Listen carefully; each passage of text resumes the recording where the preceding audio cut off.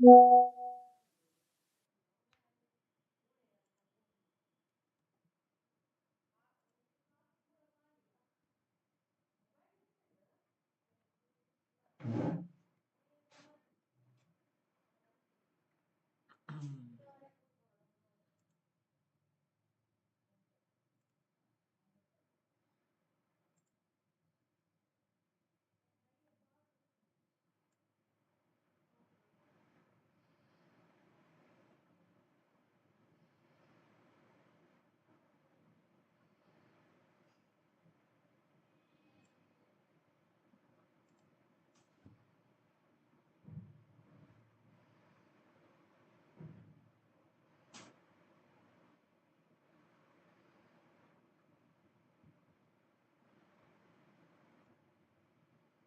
second, guys.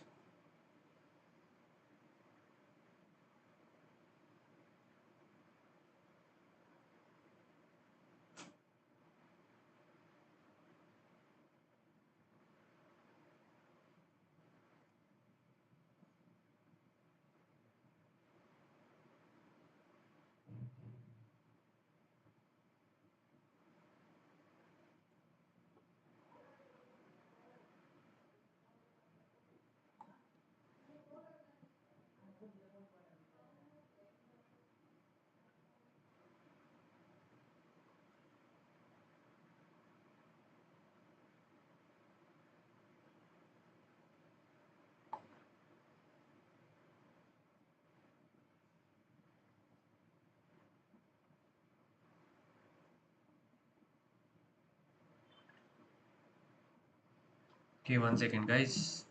Just checking if.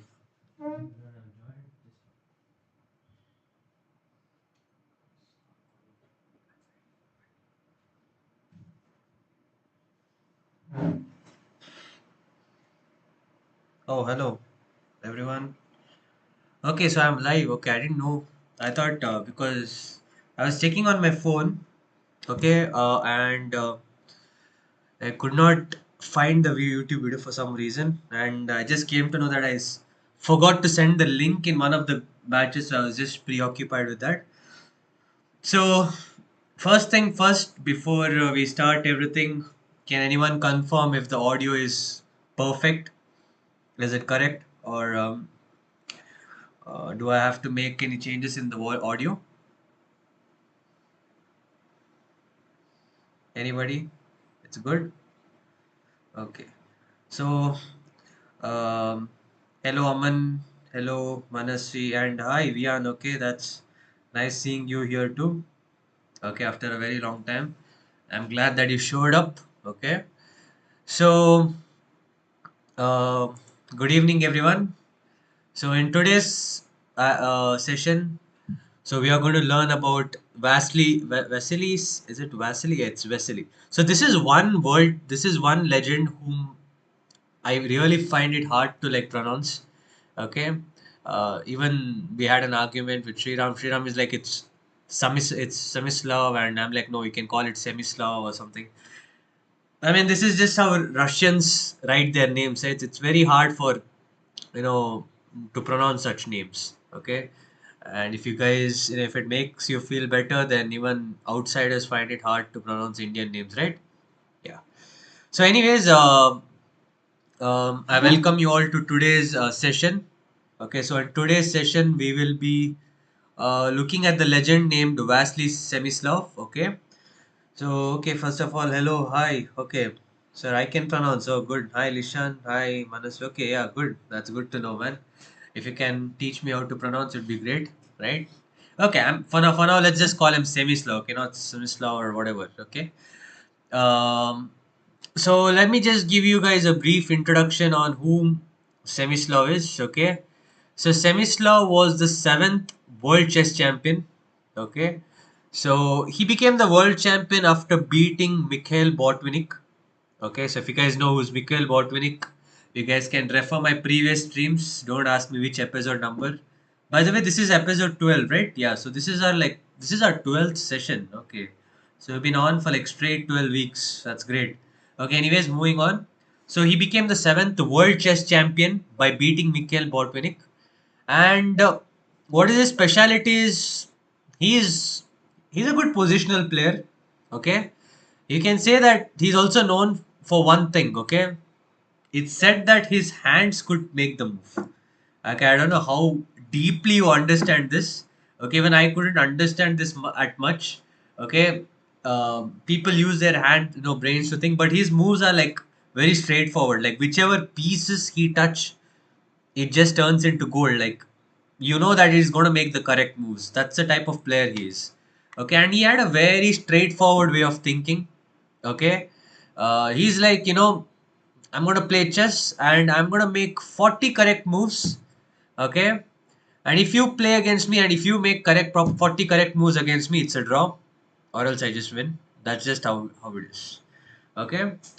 And today, before I started the class, again, I was having a word with Sriram, and Sriram sir was like, how are you going to entertain the kids with the Semislavs game? Because he has like a lot of good games, okay? But most of his games are like very slow and positional, right? Even that's what I thought at first, okay? But then I did my research on his games and I just found one absolutely awesome. I mean, too good. Like, today's games, you guys are in for a treat. Okay. So Semislav is anyways known for his positional games. Okay. So we'll be covering two games as usual. One will be like purely positional, right? And the second game will be half positional. Okay. The first half of the game will be like completely positional.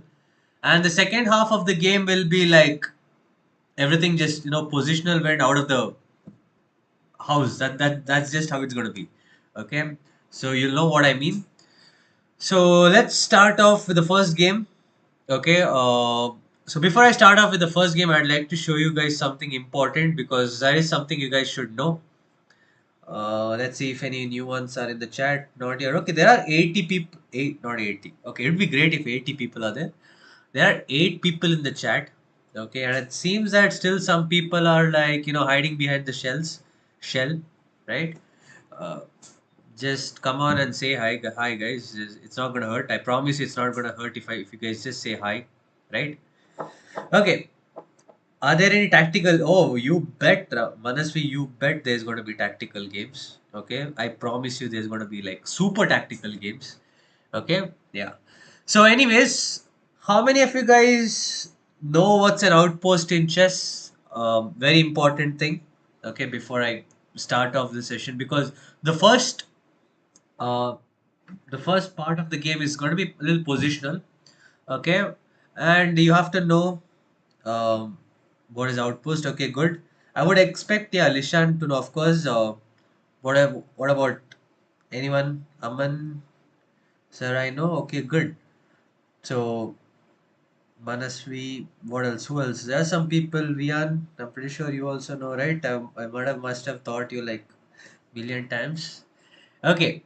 So, anyways, for the ones who don't know, like I just give you guys one opening example. Okay, which I play most. Okay, so it goes like this: the four knight scotch. So knight f3, knight c6, and I play knight c3. They get their knight out, and I push d4. Okay, opening up the center. This is called the four knight scotch. This is what I play the most. I used to play. I won't say I play the most. I used to play. I used to love this opening at a beginner level, and I suggest you all to learn this. Okay, and a lot of people I know must be thinking of Belgrade Gambit. Okay, that's a separate thing. Um, and here knight into d4 is usually what's played and it's quite inaccurate, which I'll tell you why. And a lot of people think that okay, getting the queen out and they'll attack the queen and then we get the queen out. And now if you see, right, um, by playing this move, sir, I know the square on the third, it's a great square for the knight, yes. Okay, but you're partly right. Okay, Arin, hi Arin. Yeah.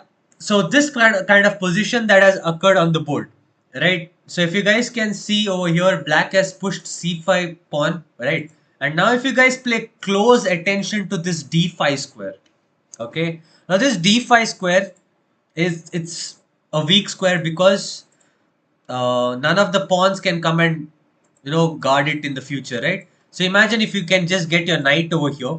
If the knight comes over here to d5, there is no pawns that can kick this knight out, right? So if the c pawn was there, it could kick the knight out if it was on d5. And if the e pawn was there, it could kick the knight out. So this is a weak square, right? So if you put the knight over here, it will be an outpost, right?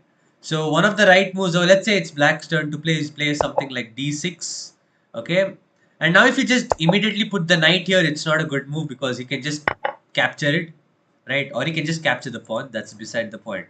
So there's a reason why I'm showing you this, okay? So a lot of people would like to trade off one of the defenders, right? Because the knight over here is like unstoppable, right? There's no pawns that can kick it out, right? Plus, an outpost means a knight, it's mainly meant for a knight, but any piece that's in the opponent's territory, and it should be guarded by a pawn. So this knight is guarded by a pawn, right?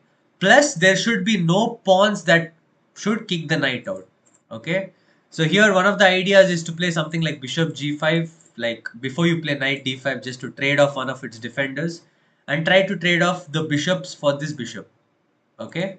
So just a basic idea. If you guys don't get it, no issues guys, because when we go on about this game, I'm going to explain this concept. Really important. I mean, I'm going to explain this concept again, okay? So let's anyways yeah, nd5 is an outpost, good.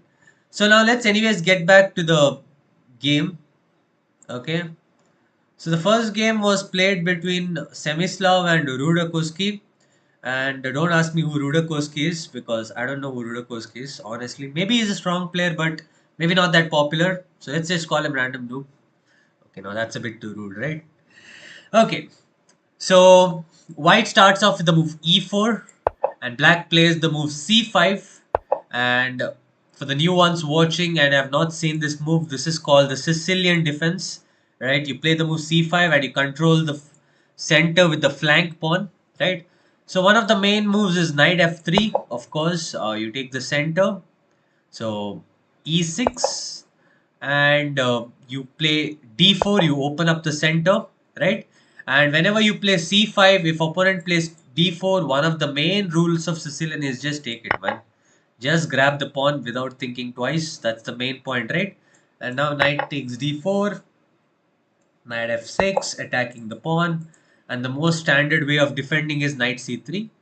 By the way, before I play knight c3, can anyone tell me why e5 is a blunt mistake? Okay, anyone? Just a little tactical smudge, right? Knight c3 is the main common move, but why e5? Even though it looks kind of tempting, like you're like, oh, the knight can come to d5 and then we can play c4, boom, we can just chase the knight away, right? Or if the knight comes over here, we can just kick it out with the move f3, or no, f3 is bad. We can play bishop d3 or something like knight here, bishop d3. The knight is just bouncing around, right? Yeah, knight e4, bishop d3, we just start kicking the knight out, right? It's really unpleasant. Who can tell me why this is a blunder? Anybody in the chat? It's a mistake. It's a blunder, mistake, whatever you guys want to call it. Okay. Queen a5, yes, boom. Queen a5 check, and there goes the dynamite, and there goes the pawn, right? So if you guys don't want to lose your pawn, if you guys like your pawns, don't push him, guys, before you're sure. So you play knight c3, right? And it guards the pawn. This is like the basic ways everyone plays a Sicilian. You get the knight here, you get the bishop here, right? And you either get the bishop here, or sometimes people get it here, right? So d6, and this sort of setup is called the Scheveningen, or I don't know how to pronounce it, okay?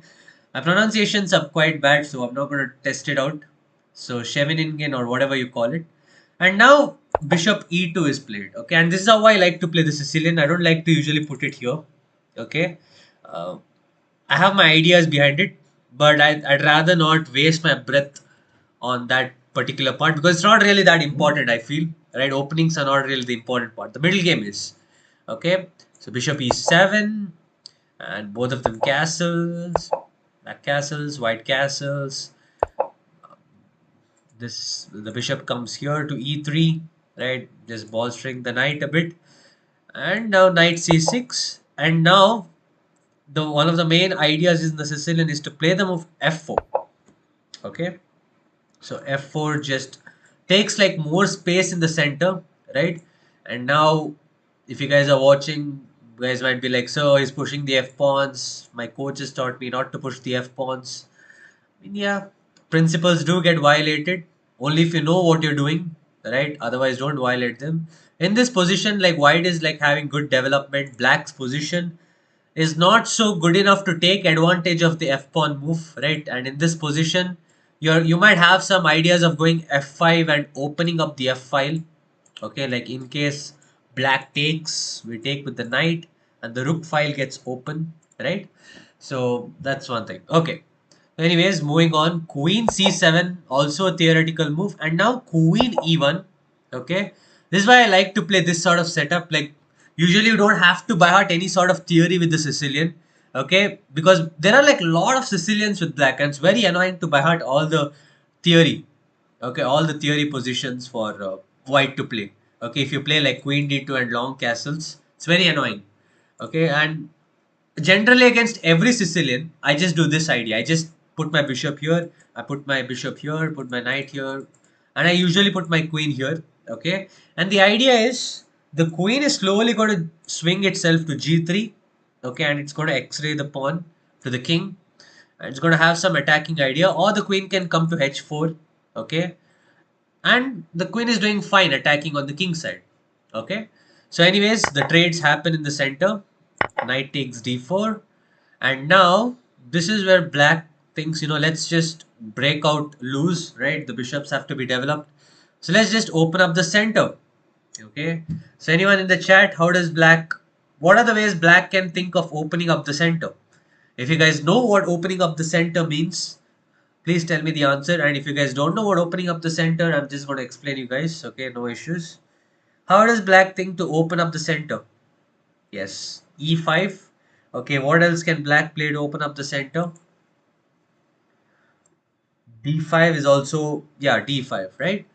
So I don't know, d5 was not played here either. D5 takes, knight takes. d5 is also a totally fine move, I guess. But maybe d5 might run into e5 again. Like, let's say d5, e5 might come, right? And it's not pleasant. Trust me, it's not, right? So that's why e5 was played, and this is kind of theoretical. Okay, and now you have options, right? Now a lot of people in the chat, they're like, oh, the pawn is pushed, so let's just take it, right? Because when I see a capture, I just do it, right? So always just consider it. So let's say anyways, bishop either. Let's say pawn takes was played here, and now d takes e5, bishop e3. Or wait, there's actually a cool line over here.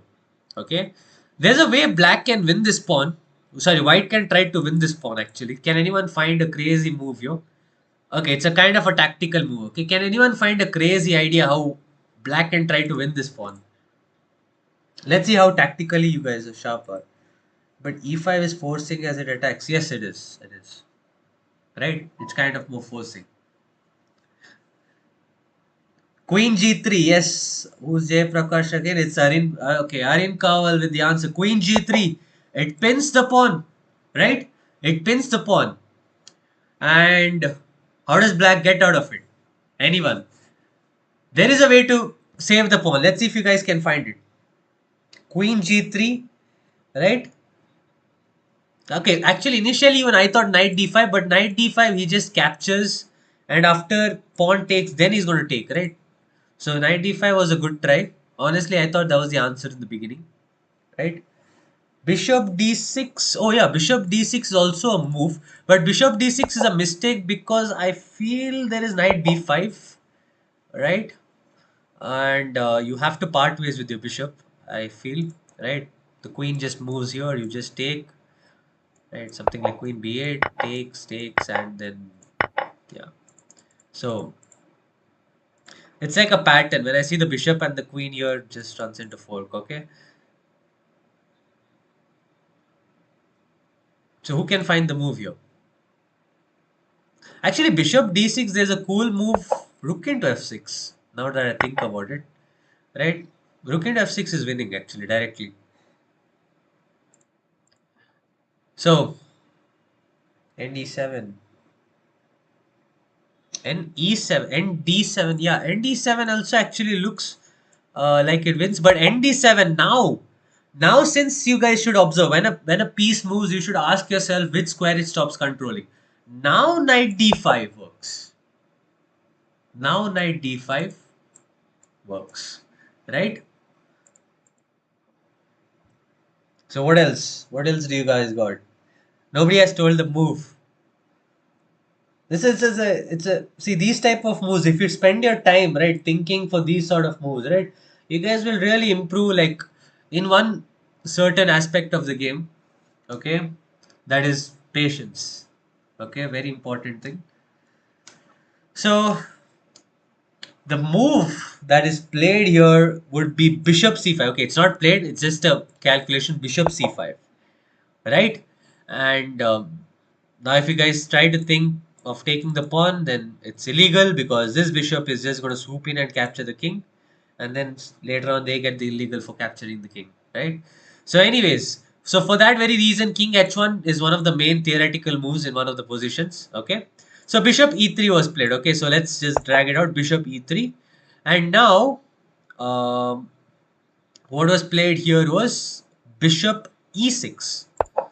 Okay, which is not such a good move as analyzed by the analysts. Like there are people who analyze the game. It's said that bishop e6 is not good.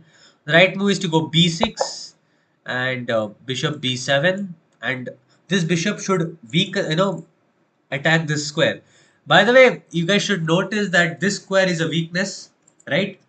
This square is a weakness. Just imagine if you can get the knight here. The knight is an outpost, right? The knight is an outpost, but if you get the knight here immediately right now, the knight is going to capture the pawn. Or wait, knight is going to just capture the knight, right? So very important thing that you guys should know, right? So anyways, b6 was not played, okay? And here bishop e6 was played, okay? And now f5 was played, okay? And now you have the critical moment. Where are you going to put the bishop? Okay, let's see how many of you guys are going to answer. Where are you going to put the bishop?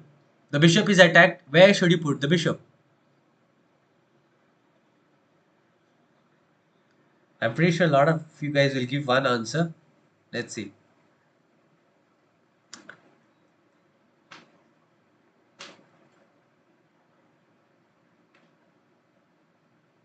Bishop d7. Okay. Manasvi, bishop c4. Ramya, bishop d7. So some people are saying bishop d7, bishop d7, bishop c4, bishop d7.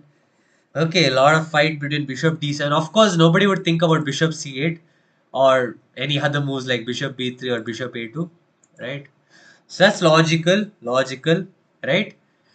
So the ones who said the move bishop c4, congratulations. Welcome to the Rudakoski club of losing the game because bishop c4 is a mistake, guys. Bishop d7 wins. I'm so sorry, guys. I'm so sorry. Bishop d7 is the right move here. Okay, let me explain you guys why. Okay, again, I will explain you through the course of the game. Okay, bishop d7. So the reason why bishop d7 is required because now the bishop should come to c6, right? Now you know that this knight is going to come to d5 square, right? If the knight comes to d5, then this knight is an outpost.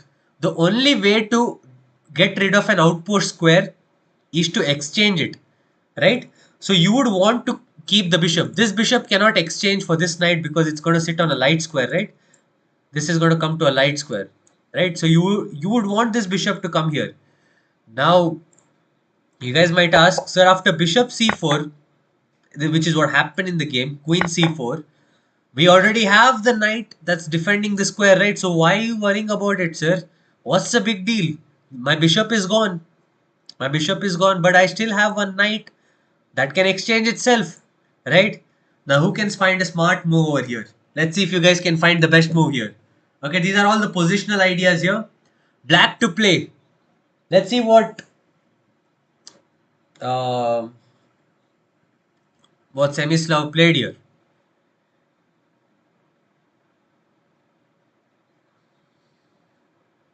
Come on. It's a positional move. It's not a tactical move, okay? Let's see. So, queen e2. Okay, queen e2 is logical. No, but why queen e2? Queen e2, you want to exchange. If you play queen e2, you lose a pawn. Arin, I think queen takes, and then knight takes. Again, you're not getting the point. Okay? The point is, guys, you want to put a knight over here on d5. But if you play knight d5, uh, he's going to take the knight. He's going to take the knight, right? So what do you do about this knight? Still, come on. The knight is the defender of the outpost square. Yes. Okay, finally you guys found the move. By Manasvi, Bishop G5, and this is a crazy. This is with an exclamatory mark, right? So here Smyslov identified that the knight is an outpost defender. So what do? Just get rid of it, right? So in the game, Bishop G5 was played and Rook F8, and now without a second thought, just snap it out. Just get that knight out of the way. Bishop takes knight, and now look at this. We have this juicy square, guys. The knight is gonna love you for this.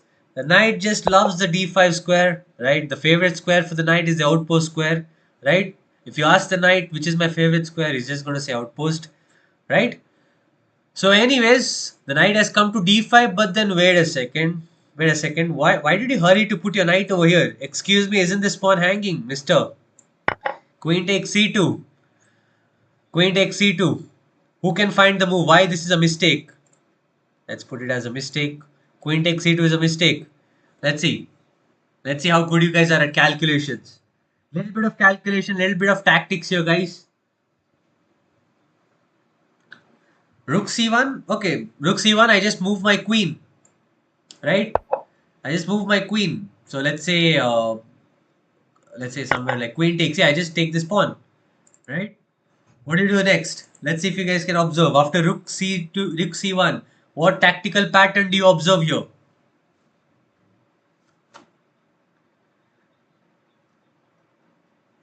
You have knight c7, right? Yeah. But the thing is, rook c1 is a mistake because let's say something like rook e d8. Now you just take, and I know even though white is up like an exchange, but black has like two pawns for it, which is going to be a hard play, right? He's going to take this pawn later on, right? Which is why rook f2 is the best move. Well said, Navya. Sorry, not Navya. Manasvi. Rook f2 is the right move here. Okay, and now knight c7 is going to come. Okay, so anyways, this didn't happen in the move game. Knight d5. So here, bishop d8 was played because knight into f6, and after like let's say pawn takes f6, then the king gets opened. Right, we don't want that. So here c3 was played, and here black plays b5, trying to create some counterplay here, opening up the queen side. b3, queen c5. Queen c5 is played here. What would you guys play here? Okay, will you play king h1 or will you guys play queen f2? Let's see how many people vote for queen f2 or king h1. Oh wait, there's already a question mark here, so you guys already know that queen f2 is a mistake, lol.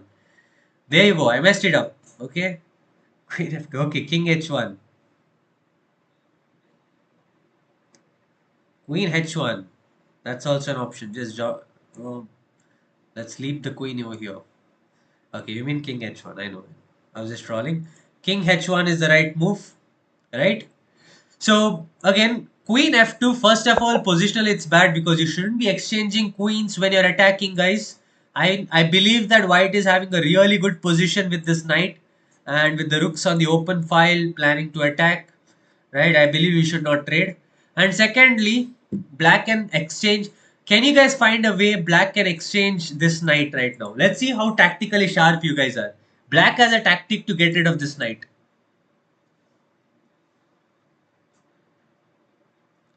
Pavan. Oh, hi Pavan. You knew it before you knew the wrong move. Wow. Nice going. Okay, some people are already positionally great. That's good to know, guys. And some people take some time to type. I think I need some patience to wait for some guys, some students to type, right? Bishop b6. You're partly correct actually. Bishop b6. Thing is, bishop b6, I believe you can just take. After bishop takes king h1, and I think the game just goes on. And then the game just gets transposed into a good knight versus a bad bishop. Right? Because this knight is just untouchable, guys. Nobody's touching this knight. Nobody's touching this knight. Right? It's not bishop b6, but you have the correct idea here.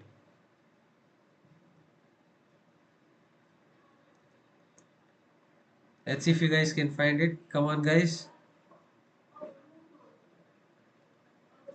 What did Smyslov fear here? Bishop f6. Why do you want to get the bishop back to f6 again? Queen b6. Okay, I'm now you guys are like bishop b6 again. Okay, bishop b6. We've discussed it. I would just take queen takes, and after bishop takes is not working. I'm not going to repeat again, guys. Come on, come on. It's a tactical, guys. It's a tactical resource. Nobody's finding it. Look for checks, captures, attacks. Boom.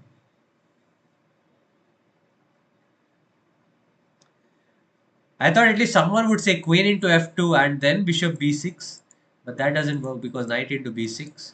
But then someone might come up, but sir, you traded off your knight, right? I thought that's something you guys would argue. Queen b6. I don't know why some people are saying queen b6 here. If you guys are saying queen b6, I assure you guys don't love your queen. Oh, okay, now I get your point. Queen b6, the point is after bishop takes b6. Oh, ooh, ooh, ooh, okay. Wow, that is such a crafty move. That is such a crafty move. Right? Okay, that's pretty cool. That's pretty cool. That's one way to get rid of the knight, I guess. Okay. I didn't spot that. Wow. Okay. Wow. But okay, queen b6. Okay, I won't take the queen. The move is queen takes d5. And the point is, after pawn takes d5, now you play bishop b6. Okay, this is a much better version of what you said. Right, queen b6 was very tricky, man, Lishan. And now the pawns are also like kind of damaged, or it's not. It's a playable game. I feel it's playable. Although with the pawn structure, I think black is having the slight edge, but at a high level, this is a draw. Okay, because black is also having a connected passer here, right? So, anyways, that was a good try. So, anyways, king h1 was played, and now is where the attack just starts blowing in. And this is how you guys should know how to continue the attack. You're like, sir, now I got the knight to the outpost. Now what do I do? What do I do now? How do you build the attack? You want to know how to build the attack? Then just watch the game. Okay. So rook c8 has come, and now you should just try to open up the position. If you want to make the rook happy, the rook is like, I want the f file to be open, right? So what does white do? White plays the move f6. Okay, no, sorry, f6 was not played here. So he first doubles. Okay, he's like, what, let my brother come here, and then you can play the move f6 so that we both can combine and attack over here, right? So anyways, king h8 was played. Just maybe later on he can get his rook over here, I guess. And now maybe f6 was a little bit hurried here. But okay, g into f6. And instead of directly capturing here, what black does here is he first gets his queen to h4, because getting your queen and x-raying the king is very fun, right? So let's do that first, right?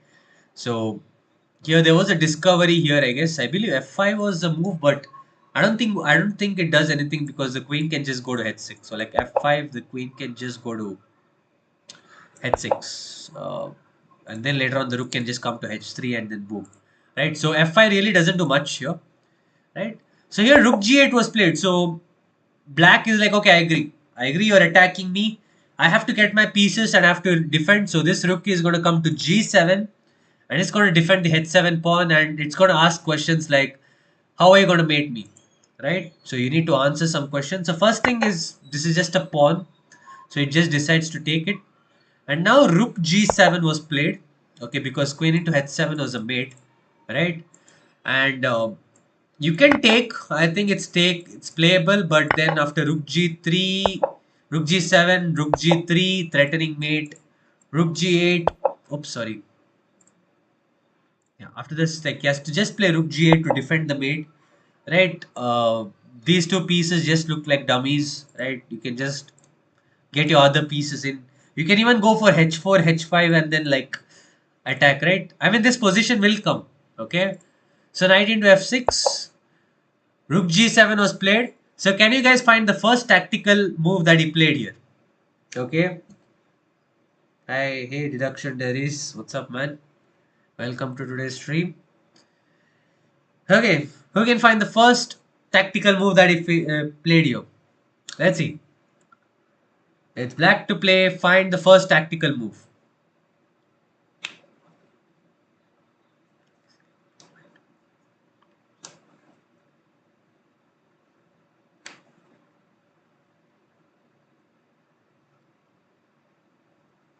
Rook h3. Okay, rook h3 is rook h3. I agree. I get your point. You want to do some mating here, but rook h3 is just going to take, I guess. Um, so, I mean, your idea is correct though. Rook h3 is also a playable move. Rook h3 is definitely the best move, second best move. Rook g3. Yes. And that's a double exclamatory mark. You're like, sir, Rook g3 he takes. But then, student, we just mate him, right? But then he'll be like, sir, there's queen f2. It's a pin. It's a pin, right? So if queen f2 is played, can you guys find the next tactical blow here? White to play. Who finds the win? If you guys don't find the win in next 2 minutes, you guys have to solve like basic puzzles.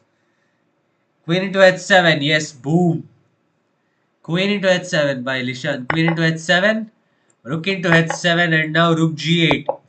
So if you guys didn't spot this, then you guys have to work on Arabian mate patterns, guys. This is the sort of the pattern with the knight and the rook, and where the king is like at the edge of the board. This is called as an Arabian mate pattern. Okay, so rook g3. Anyways, queen f2 was not played because these are some high level players here. Okay, so he's like, you know what? Let's just eliminate this Arabian mate knight. So queen takes f6, and now we did arrive at this position, rook g8, and now if you see, these pieces are like just tied down to each other, right? So these are like smothered to death. The king is like almost smothered, mated. You know, if I had a knight, if I could just put it over here, it would like just look awesome, right? Just putting a knight on f7. So that would be the masterpiece. So anyways, h4 would be a little slow. So rook d4 was played here. Rook d1. Um and d5. So here rook takes. And now after rook takes d5, black just resigned because the next move, like queen c8. Can you guys find the winning move here? That just wins the game directly. No, queen into g7 I don't think would have worked here. Good. So what's the winning move here? You spotted it. Good. Rook d8. Yes. Rook d8. Pretty easy peasy tactics here. And I'm definitely sure in this position even you guys would you guys would beat Rodokowski, right? I would personally. I'm pretty sure of it. I don't know about you guys, right? So that's the reason Rodokowski resigned. So this game was all about positional play and it's all about identifying outpost. I have already taught this game to some of my bishop batch students.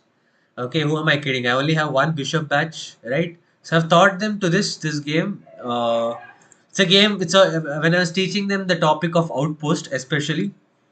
Okay, so it's all about identifying the outpost and what do you say? Establishing an outpost. Okay, so you identifying an outpost, you put a knight on an outpost, and more importantly, you remove its defenders, right? So over here, for that very reason, this one mistake caused the whole game. So if the bishop would have come here, and if the bishop could come to c6, maybe the game would have been something else, right? Maybe he has to work hard on this game, right? So that's one mistake that caused the game, and it taught a lot of young generation to come, right? That you need to keep some of the defenders of the outpost. Okay. So, anyways, that was one of his positional games. Now let's get to the most exciting game ever, guys. This is the main course game that you guys should be waiting for. Okay, look at that. Even my dog is excited. He's barking there, right? So this is what we have been waiting for, guys. The game where Semislav just sacks a queen for a positional reason, guys. This is a top game. And after I watched this game, right, this became like my top five favorite games. Okay, this is my top five favorite games. Okay, let's just close the door, guys. Looks like he's a bit too excited, guys. Okay. Um. So, anyways, moving on. Okay, moving on. So, uh, just the full link itself break. Okay, one second. Um. Yeah, what was I saying again? Yeah, so this is the game which you guys should not miss. This is the game that I prepared the most. The previous game was just a baby game. Okay, just a warm up. Okay, so this is a game between Semislav and Libozan. Again, Libozan, some random noob. Okay, so the game starts off with the move c4. This is called the English opening. Okay, or we can call this the reverse Sicilian because we are playing Sicilian with the white side, right? Usually the Sicilian is played with the black side. And then black plays the move e5. And okay, some basic theory moves like knight c3, um, knight c6, g3, g6. So both of them want a fianchet of the bishop. This is like the top theory in the English opening. Okay, bishop g2, bishop g7, and now and one of the interesting English. Wait, let me just lower the volume a bit here. One of the interesting theory in the English is rook b1. This is not played very often. Okay, this move is not very played very often because everyone wants to complete their development on the king side. They want to get the knight out first. They want a castle, and then they want to play some other random moves, right? But in this, this is like a theoretical move. It's studied. Okay, we will see why. Okay, rook b1 and d6, making the way for the bishop, and the idea is to go b4. Okay, and white just wants to grab some space on the queen side. Okay, um, and he wants to be dominant on the queen side. Okay, so here a6 was played because b5 is little annoying, right? And now e3, and the idea of e3 is the knight is going to go to e4 square. Okay, so the first half, just bear with me, it's going to be a little positional. Okay, and the knight is going to go to e2, and he's going to push for d4 in the future. Okay, and now f5 is played. Okay, and these moves might look like kind of crazy, kind of beyond your knowledge, and you guys might wondering like why are these people making such moves that we have not seen, like rook b1, f5. You even taught us not to push our f5 pawns, but then strong people play this, right? And they're breaking principles, right? But you have to realize something that once you reach a certain strength, strong people know when to break the principles, right? So that is one level you will reach to. You guys will also figure it out, okay, eventually. So don't worry. So f5 is just that he's like, if you're going to attack me on the queen side, I'm going to attack you on the king side if you're going to castle, right? So which he is going to castle, okay? So knight ge2 and now knight f6. Maybe even he could have gone knight e7, okay? But knight f6 anyways. And now d3 was played, okay, not d4. He didn't want to open up the center yet because he has not castled. So he's like, first let's castle and then think about opening up the center, okay? So both of them castle, and after he castles, so let's say bishop d7, just developing the last piece, and now he plans his plan to attack on the queen side. He first castles and then he does his middle game strategies. Okay, so white is like completely playing on the king side. Okay, boom, boom. He's trying to get all his pieces on the queen side, and once all the pawns over here like gets exchanged, like just imagine if all the pawns are exchanged, then these pieces will come alive on the queen side, and he's gonna dominate on the queen side. Okay, so that's his point. So here the threat is to play b5, right? So he plays rook b8 because after, let's say, some random move like h6, b5 takes, and let's say knight e7, bishop takes b7. So he's going to lose this pawn. Okay. So for that very reason, a4 is rook b8. Okay. And now anyways b5. So they exchange pawns, pawn takes, and knight e7. And now if you see, white has done all his things on the queen side, right? He has a good expansion on the queen side. He has like good queen side space, right? And now he starts getting his pieces on the queen side. Like first he plays the move bishop a3. I would put it as a good sign. The idea is to like x-ray the pieces, and he's putting some pressure over here. He might have some ideas of b6.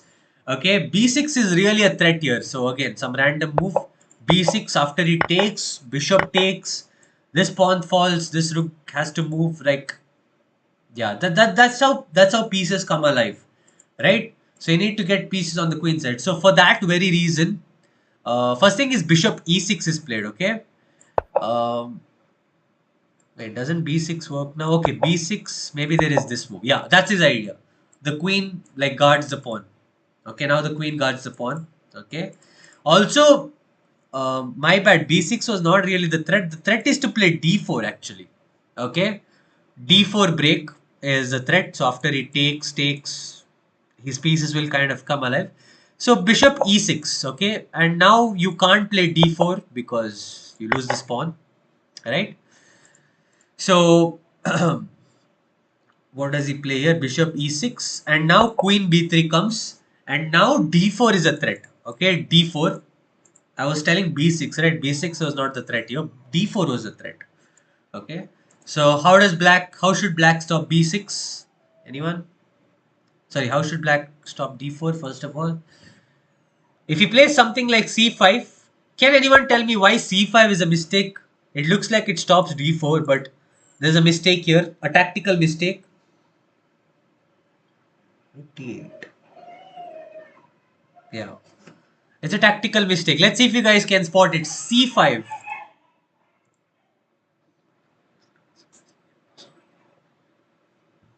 Come on, guys.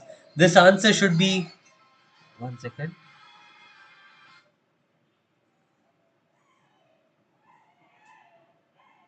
Bishop into C6. No.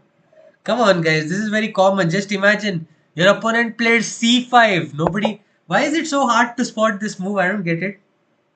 One second. I just got a call. I'll just tell that.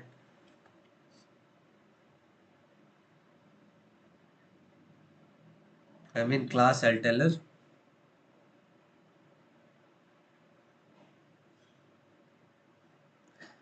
Okay. B into C5. Yeah, of course. En passant. Of course. Why do you guys. Why is it so hard? It's not B into C5. It's B into C6. Okay. Well spotted. Right? See, even my dog knows the answer. Like, dog is like shouting. Right? N percent over here. And you guys are not able to spot it. Sad. So, anyways, after it takes, you take, and you take, and then, wait. Yeah. And you take again. And you take, and you take, and you cry. Right? So c5 doesn't work. So anyways, he's like, you know what? Let's temporarily stop. After let's just play the move b6. So b6, and now um, he plays d4. Okay. So d4, white is like threatening to capture over here and open up the d file so that the rooks can come in. Like, you know, this rook is like, you know what? I also want to join in. So if I want to join in, I want the d file open. So that's what he says to Smyslov. So in response to d4, he plays e4. Black is like, nope, the rook is not going to enjoy any party, right? So e4 was played, and now black is like, you know what? Okay, fine. Let's play d5 and just open up certain stuffs. So bishop f7 comes, and now the bishop has done its play over here. It's like it doesn't look so good anywhere, anyhow over here. So it puts the bishop back to b2. Okay, so first he plays knight d4. Okay, very important. And now let's say the knight is going to come to e6, right? So we have to stop that. Queen d7, and now the bishop comes to b2 with the, because this diagonal is kind of good, right? So the bishop looks kind of good. The bishop is happy, and now he plays the move g5. Okay, so black is trying to make his own attack on the queen side. He's going to break with f4, and also he has the idea of getting this knight to e6. Okay, some good ideas, and after that he's going to break over here. The knight is probably going to come to e5 later on. So the knight is going to have some journey, like boom, here, here, and later on maybe push over here, right? But then this comes with the cost, and here whenever, again, Semislav was like, you know what, whenever you make a move, always observe what it weakens. So he observes that this f5 square becomes quite weak, right? So let's see how he takes advantage of it, right? So first thing is he puts his knight to e2, okay? And then his idea is, let's put the knight over here because I love outposts, right? So this is an outpost square. And then later on this knight can come on and support it, right? So king h8 was played, maybe because he wants to get his rook to g8. Maybe that's his idea, right? So here rook a1, getting the rook to the open file, and now knight g6 as what he planned. And here the threat is to play f4, right? So this is the type of moves where which I kind of find it hard. Okay, if I was white, I definitely wouldn't have played this move. Okay, so here f4 is a threat, right? uh, White plays the move f4 itself. Okay, let me just shut my dog and come. Okay, guys, it's just too annoying.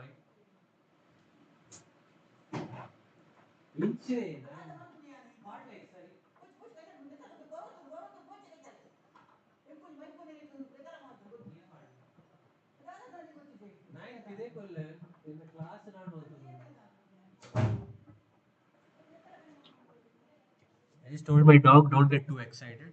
Okay.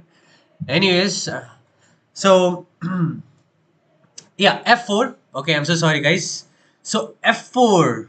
This is actually a very top move, guys. I really love this. So he's like, you know what? You want to play f4 yourself, right? So I'll play it for you. Okay, there you go. Now no more f4 for you, right? So first thing is, if he takes, then we are happy because after knight takes, we have rook takes, right? And then the pressure is on the f file, right? So that's not pleasant. And on the other hand, if he just ignores and plays g4, then his ideas of attacking on the king side kind of dies. Okay, he just kind of closes off things. There's no way black can attack on the king side. Okay, everything is blocked. So here the right move is en passant, or how do you want to call it? I don't care. So en passant happens, and now rook takes f3, and now we have two pieces attacking over here, right? So he has to play a passive move like knight c6, knight e7, and now we see that this pawn is weak, right? So first knight c6 was played, and he's like asking black to take because after knight takes, then we can like take and then take on f5 is what he's telling. Okay. Um so knight c6, so rook b8 was played. Okay, so he gets this rook over here. Okay, and now he puts the other knight over here. So he's like, you know what, this pawn is weak, so let's just pick on it, right? So at this point, now I know you guys will be like, oh my god, this is so much boring. You know, all the positional things. I don't like positional, it's so boring, right? So even Black was also thinking like you guys. Okay, I don't know if you guys were wondering about that. So Black was like, okay, the game has taken a positional turn and I'm like kind of suffering. This guy is picking on my weak f5 pawn and he doesn't seem of, he doesn't see any good way of defending it. He's like, if I put my bishop here, he's going to put his knight over here. No, no, no, I don't like this. I don't like this at all.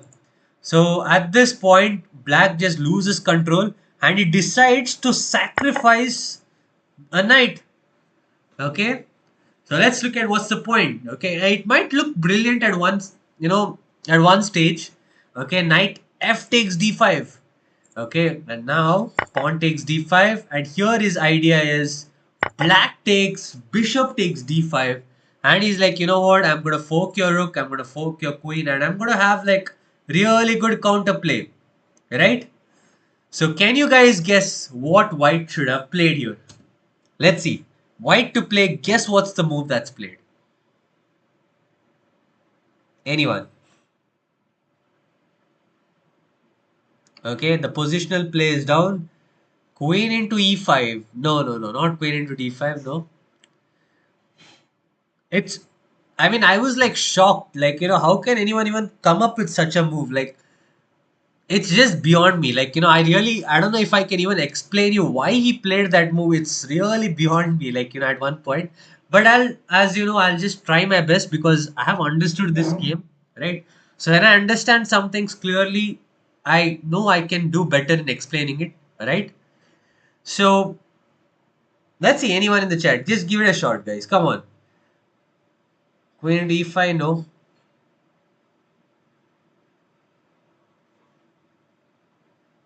This is where all hell break loose. Yeah, Queen C2 is what he should have played, right? Now Queen C2 looks logical, but Queen C2, Bishop takes F3, and after Bishop takes F3, Knight G6. This pawn is weak, right? Black is having some decent chances, okay? So maybe he did not like that, okay? He saw this variation, okay? So Semislav was like, I didn't like this variation, okay? I asked him, he didn't like it, it seems. So the move played here is absolutely, get ready guys. The move played is boom, knight takes f5. You see a rook is hanging, you see a queen is hanging. What do? Ignore it. Ignore it. Okay? This just does not make any sense. Right? How can you do this? The queen is hanging. Now, honestly speaking, let's say if I was playing online chess, okay, and let's say some format like Blitz and Bullet, if someone would have played this move, I would have, just directly taken on b3 without second thought, because he must have not seen that the queen is hanging or something, right? But just imagine you're playing chess in classical, okay, just classical chess, and this some dude is like, just looking at the board. He's just, calculating. He's just like staring at the board like for like 10-15 minutes. He's like just looking at the board, staring, calculating, and then later on he just does this. You know that something is cooking, guys. He is cooking something, right? So you have to have a second thought. So what's his plan? So if you take on c2, of course that's the first thing you have to calculate, right?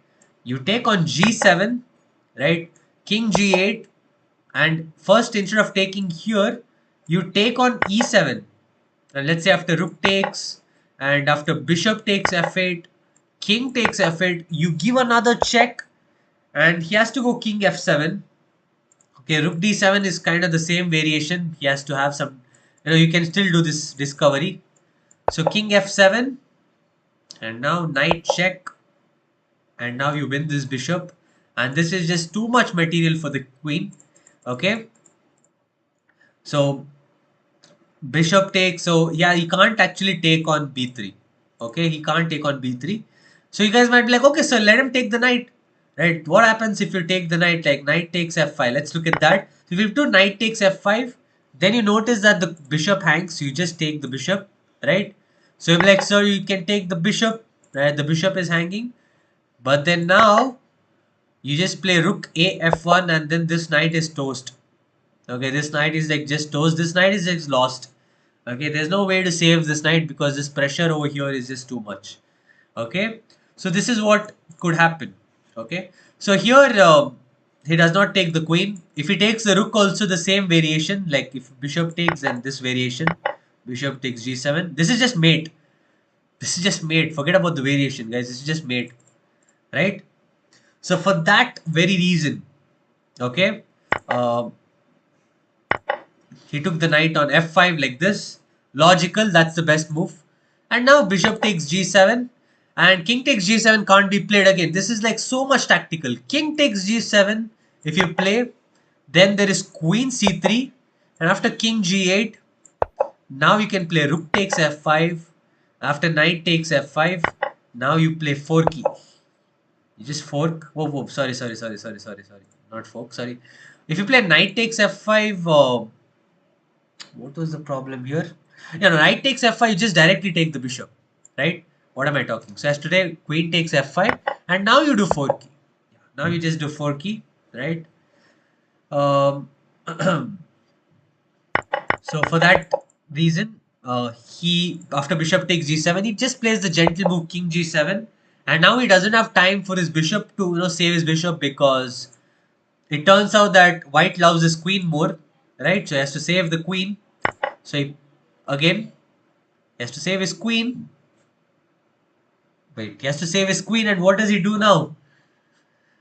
It's just that this queen is an invisible man. This queen is just like, he's like, Semislav has just written a fate, like, whatever happens, my queen is, if it's dying, it's gonna die on this square. No matter what. Right? No matter what, if my queen is dying, it's just gonna die over here. Right? So, it's just, this is just begging to be taken. Right? So at this point, black is like, you know what? I don't care, like, I've given you enough opportunities, and he just takes it. And now if you count the material, right? So let's see. 3 plus 3 6 plus 5 11 plus 5 16 plus 3 19. Okay, and 20 21 22 23. Okay, let's see. Let's count black now. So 9 plus 5 14 plus 3 17 plus 3 20 21, 22, 23, 24, 25. Okay, he's up. So basically, black is like technically a piece up. Okay, it looks like it's technically a piece up. So white is having like 22 points of material, black is having like 25 points of material, right? But this positional reason is like white is like having like crazy leading development. Like his pieces are more active for the queen, is what he's arguing. Maybe this rook is not active enough, right? So first thing first, he plays rook takes g5, threatening a discovery. Okay. And discoveries are not so fun to deal with. So he's like, you know what, let's just shut it down. Let's play the move knight g6. And now he plays bishop h6, right? The bishop is like cutting the pieces out. And the pieces are currently not placed, so they're not coordinating is what I feel. But then now you should see how Semislav kind of mobilizes all his pieces. Okay, just see how he mobilizes all his pieces. OMG, yeah, of course. This is what you wanted, right, Vivan? So this game is dedicated to you, buddy. He sacks the queen. So queen e6 attacks the pawn with the check. Any normal human being would think about saving this pawn, because giving up a pawn with check doesn't seem fun. But this is Semislav we're talking about, and this is a 7th world champion. So you have to think out of the box. Is there 1 second? I'm so sorry. Yeah. So he's like, he believed that wasting your time to save this pawn, like with the move like e4 is a waste of time. Okay. So he's like, you know what? I'm just gonna play the move h4. I'm just gonna continue with my attack. I'm not gonna waste my time, right? He's like, this is a waste of a tempo. To be precise, it's a waste of a tempo. So what can he do? He took it with check, and now he plays king h2. Okay, guarding this pawn. Also, the king is more safer here, is what I believe. And now queen c3 comes, attacking the rook. And now if it is white to play, where would you put your rook, guys? This is just a beginner level question.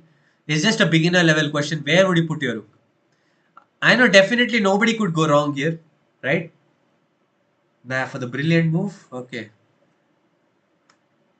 It is a brilliant one, right? It's brilliant is also, I think, falls short of what we just, what I just saw, what we just witnessed, right? So what's the move here? Where would you put your rook, guys? Rook f1, rook c1. Okay, rook c1 hangs the rook, right? Okay, maybe it doesn't. Rook c1 doesn't really hang the rook, right? Does it hang the rook, guys? Now that I look at it, rook c1, rook into c1, that's very tricky. Rook into g6.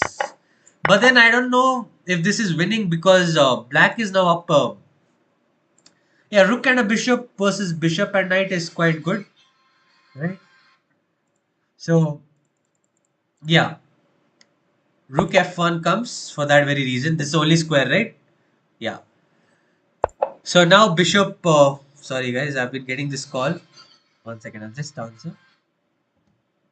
Ma'am, I'm so sorry, ma'am. I'll just call you in like few minutes. You can just join the tournament. Yeah, I'll just call you, ma'am. 1 second.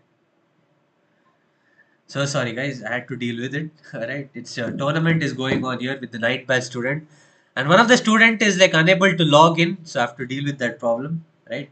So this is just a short move, like few moves to come. Right.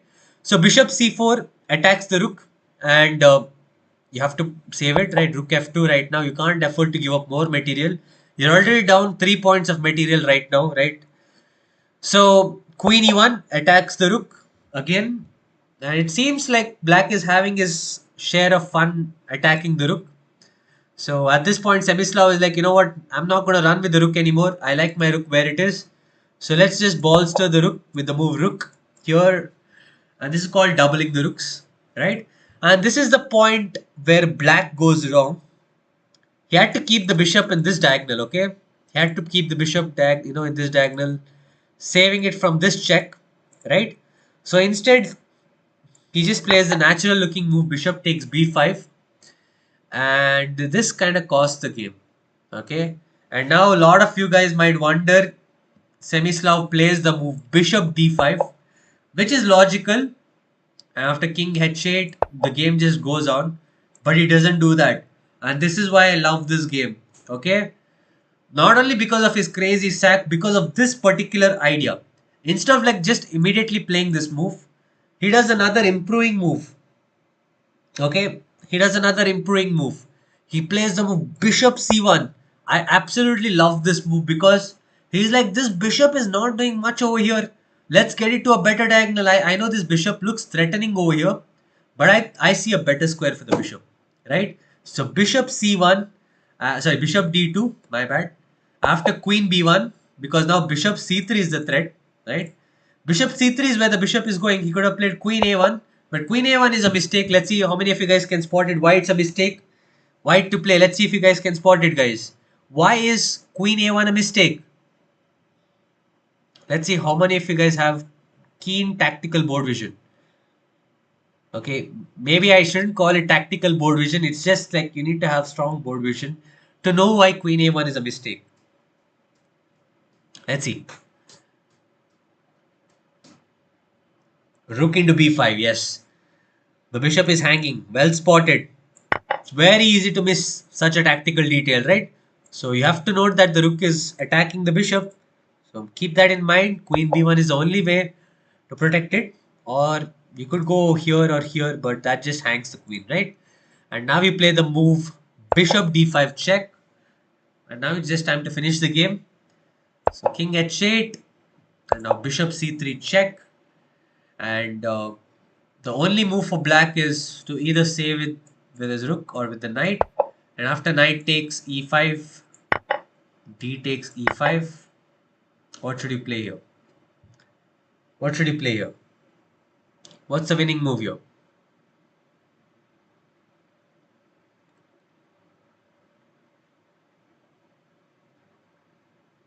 Rook f8? No. It's not rook f8. Rook f8, rook into f8. Oh wait, rook into f8 does work too, I guess. No, but rook f8, rook into f8, rook into f8. You can do king g7, right? Uh, you know king g7. Or maybe now you wanted to do bishop into e5. But okay, that's made too, I agree. But why do you want to do it like if you can like just directly play like let's say knight takes here actually rook into e5 was played. Okay. Rook f8 is winning too, I guess. Yeah. Rook f8 is mate in level. Actually, I just turned on the engine. Rook into e5 is a bit faster. Okay. Because after rook takes, then this we have a classic double bishop mate pattern. Right? So, anyways, after rook takes, black just resigned, right? So, this was the top game that I wanted to show. It easily comes under my top 5 favorite games. Okay, I wouldn't say like my favorite games because I have some other favorite games too, which I would like to share it to you guys in the next upcoming Learn from the Legends. Right. So this queen sack was like not some, what do you say, not for some